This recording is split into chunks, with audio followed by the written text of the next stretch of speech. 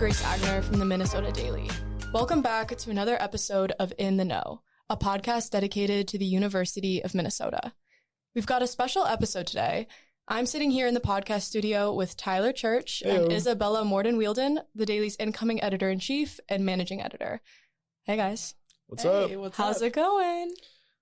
Just another day in paradise. Yeah, it's going. It's final season, just about. That's true. Last day of Monday, Wednesday classes. I thought my last lab today. Let's go. Lab for what? Human evolution. That class was actually pretty cool. Okay. Though. Yeah, no, I enjoyed it. We learned about monkeys. Very nice. Okay, well, let's get into why I've brought you here today. Oh, scary. Congratulations. Again, you are the Daily's next newsroom leaders. Me? Yeah, you. Oh, the first time hearing of it.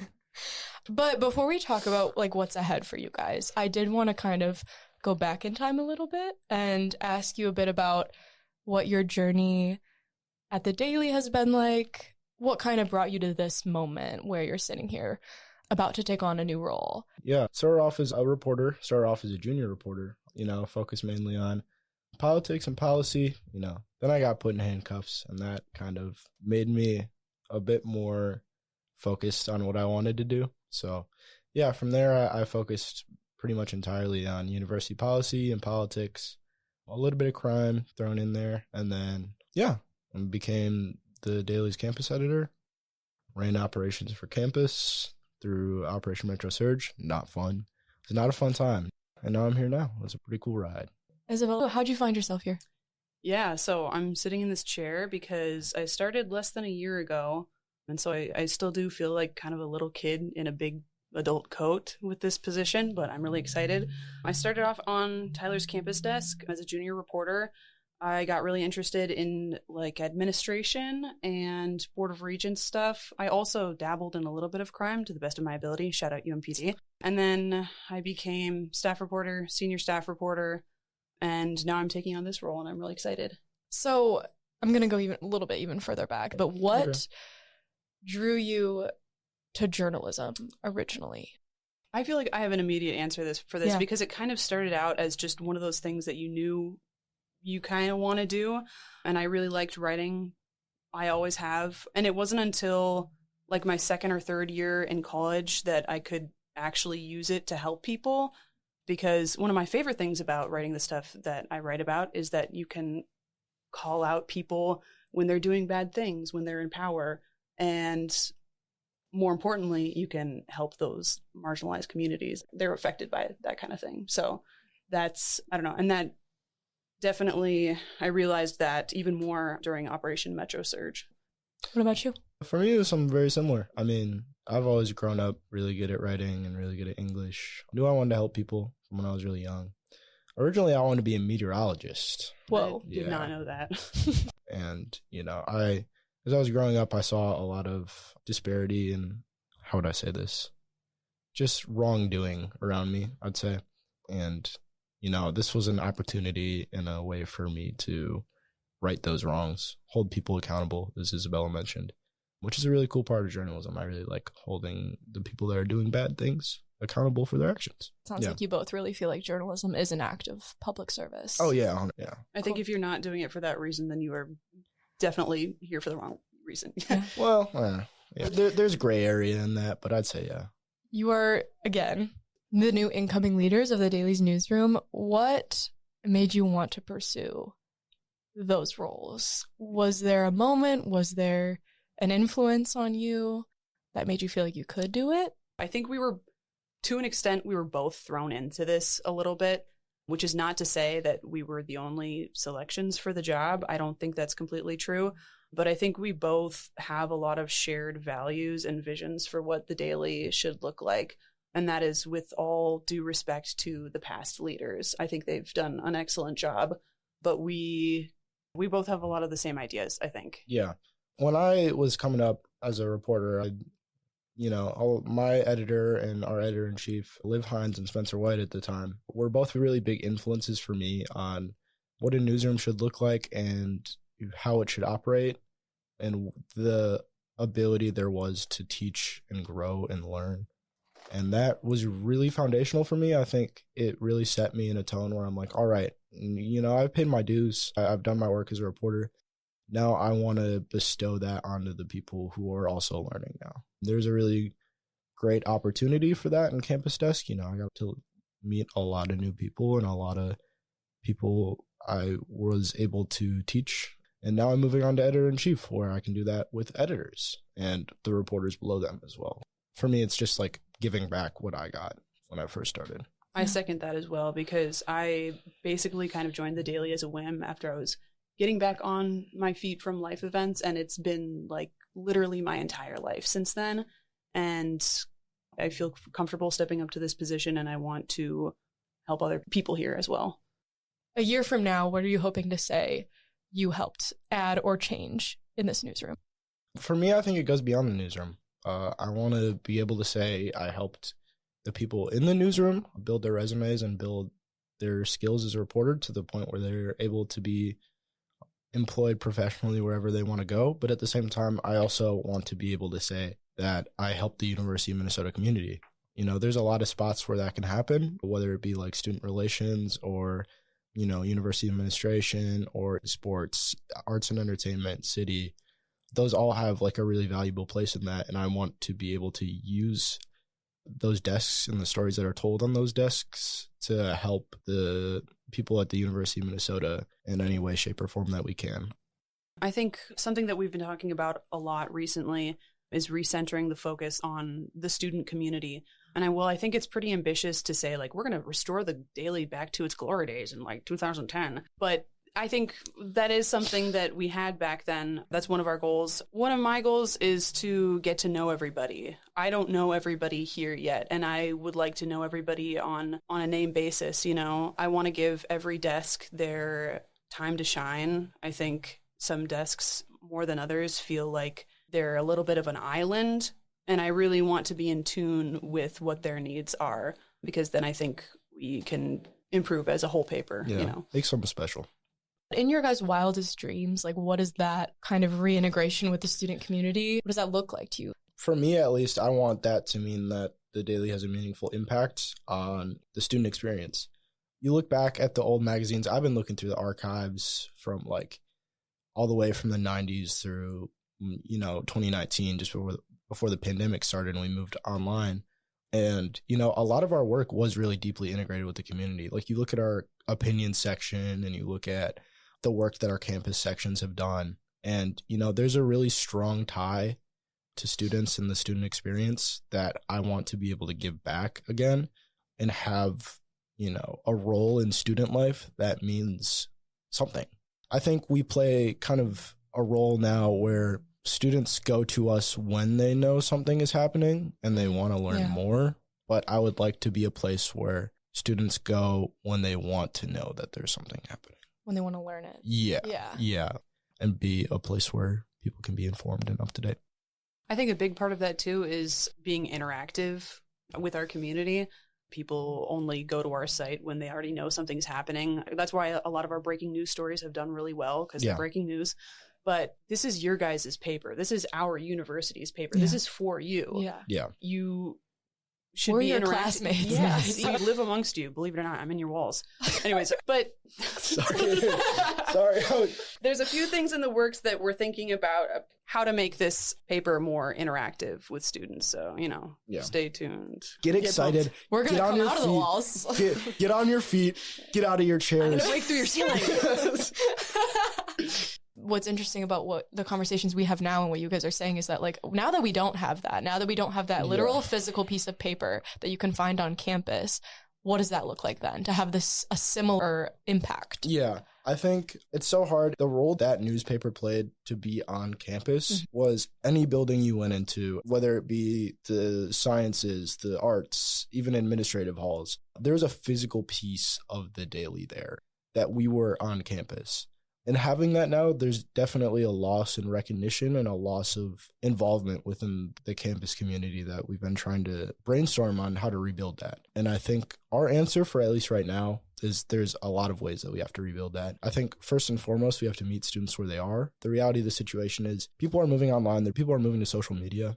And us being online is cool, but that's not where people are anymore. They are online, but they're not the same space that we are. They're on social media. They're on platforms where they can interact with other people, and we have to meet them there. And I mean, we've had a social team and we're building it out right now. And I have some plans for the future as to what that might look like to get people involved a little more. But I think that's a great start. And I think giving students a reason to come to the Daily website more than just like a story, I think is something that we could definitely build on as well. It's also kind of, I want to note that it's important to note credit where credit is due. Mm-hmm. With our weaknesses, and I'm sure this is probably one of something you're going to touch on, but we really excelled in Operation Metro Surge coverage. 100%. Yeah. I could get really tangential, but like Tyler and I were like, we were the people that were out there. I want to say that outright. During that time, it was, for me, it was such a foundational learning experience. You know, I came up doing protest work, and I came up doing work surrounding civil issues. So being on the front lines of stuff that is not just happening at the university, but happening in Minneapolis and to an extent nationwide was a very heavy experience. Mm-hmm. But it was very telling as to how strong the Minneapolis community is and how much other people around here are willing to fight for people they've never even met before. I think that's really powerful. And it's not like we really had a choice. Yeah. We live here and this is our job. So we had to. It was one of the more deeply upsetting and humbling and informing parts of my life. And I will go so far as to say that we had some of the best coverage in the Twin Cities because we were living it. There are also a lot of, media organizations and individuals, both Minneapolis and nationwide, who have done great work on revealing the community's hurt and the long-term effects of it all. I think we did a great job when we were on the ground. I think looking at it now from a long-term lens, it's definitely a point I want to look back to at some point and be like, and examine the work that we did from a much broader perspective. Yeah. But for now, kind of just in recovery mode. For lack of a better term. It really boils down to like who actually gives a shit in this job. Excuse me. Yeah. I don't know. And something else that I thought of was I was at the Whipple Detention Center like every day for almost 2 weeks, maybe 3. I can't remember. But I don't know anybody else who was doing that. And I went there because I think I showed up by myself, not working one day because I wanted to check it out because I felt some sort of moral responsibility to be there. And I got home that day and it was like 8 or 9 p.m., I think. And I was like, I need to be out there, I don't know who else is going to be doing this. So that's kind of when I started my stint there. Taking all of that into account, how do you feel right now, literally right this moment or today or this week, about what's next for you here at the Daily and here in your journalism career? Correct me if I'm wrong, but in just about a week or so is the official transfer of power. Yep. How do you feel right now? I'm so excited. Part of that is like overzealousness, like getting ahead of myself a little bit, but I am very excited. For me, like this is an opportunity to make something that people have worked so hard on for so long even better. And ultimately, this entire organization is a testament to the work of students for over 100 years. And I think being able to be someone who can say, I had not only a role, but a foundational role in that is something that's really cool to me. And having the opportunity to, make those changes for the better, I think is something that I don't take for granted. The first thing that comes to mind is the amount of work that we're going to have to do. But there's a quote that I think of from this one poem about trying to guide students away from using AI. And I don't know, it's a little bit stupid and it seems cyclical, but it's love is for the ones who love the work. And I feel like what I said earlier, you gotta love it. You have to love it. It boils down to the people who give a shit. And it takes a real love for people and getting to know people. And I love people. I love talking to people. There's nothing I'd rather be doing on this earth, We have to ask it. Favorite office memories, daily stories. Something interesting happened yesterday. And what was that? I know exactly what this is. There was some chasing that went on in the Mo costume specifically. Oh, God. Yeah, I'll leave it at that. That Mo costume, man. For those who don't know, listeners, our Mo costume is a large, vaguely Minnesota state-shaped red It's a bird. folded newspaper, yeah. And it's also supposed to look like Minnesota. Yeah. It's also not the colors we use anymore, so that's exciting. Yeah. Interesting. Hashtag spray And paint he has Mo blue. eyes, and you can put it on over your head. I think we need to burn that. Hashtag Who- spray paint Mo blue. Was wearing the costume. That was Tyler, and he was going around chasing his subordinates. Right. Tyler, do you have any? You've been here about as long as me. We're in the same year. Yeah. I think when we were all in DC for the editor's trip this year, and our lovely arts and entertainment editor, Sophia, put a dart in my hand. Oh my god. She'll get Barely. so... What do you mean barely? It was like actually in my hand. I have the picture of the mark that it left in my hand. It was like that big. It was half was in my Nobody's hand. gonna believe you. No, It he's did. not lying. I'm not lying. I don't know if any of my other stories are ones to be shared aloud. What are you most nervous about for your new roles? There's a lot of things that come right to my head, and I'm actually not nervous about them. Like the amount of flack that we get on a monthly or weekly basis, I'm not nervous about. What does make you nervous? I think just in general, the workload that I'm going to have next year, it's going to be our last year. Yeah. So that comes with God willing. Are you nervous about anything, Tyler Church? I would say it's a really big company with a lot of people. And that's a little scary, knowing that I'm the person who manages all those people. Or not all of them, but all the people in the newsroom. That's really scary. That's why I'm here. What are you most looking forward to about the next year of your life? That's a toughie.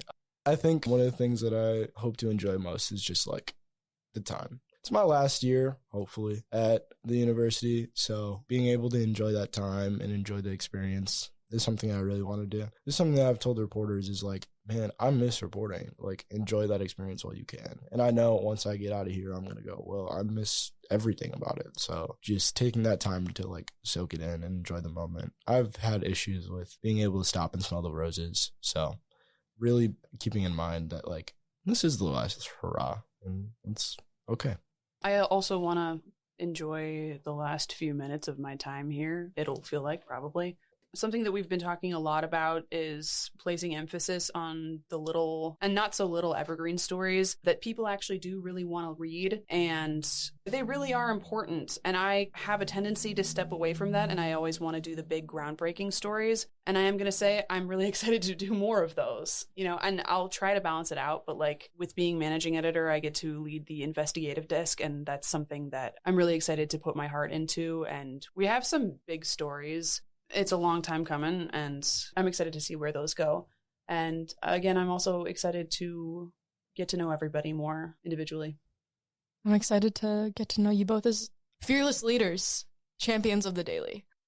That was the last question I prepared for you guys. Okay. Do you have anything else you want to share with the people, with me, with each other? Get ready to be informed in a way that you've never experienced before. Yeah, get your informing Get your pants on. Get on your laptop. Put your shirt on, hopefully. Put your shoe on. Walk out the door. Put your other shoe on. And start learning.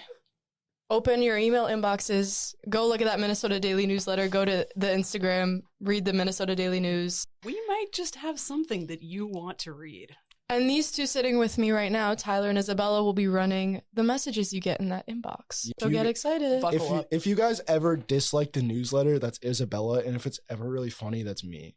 That's all I have for you today, folks. Thank you to special guests Tyler Church and Isabella Morden Wheeldon. Let's go. I'm excited to see what you guys do with the Daily. This episode was hosted by Grace Agner and produced by Grace Agner. Thanks for listening, and if you have any questions, comments, or concerns, don't be afraid to send us an email at podcasting@mndaily.com. I'd love to hear from you. My name is Grace Agner, and you are? Tyler Church. And you are? Isabella Morden Wheeldon. Be safe, be well, and I'll talk to you next time on In the Know.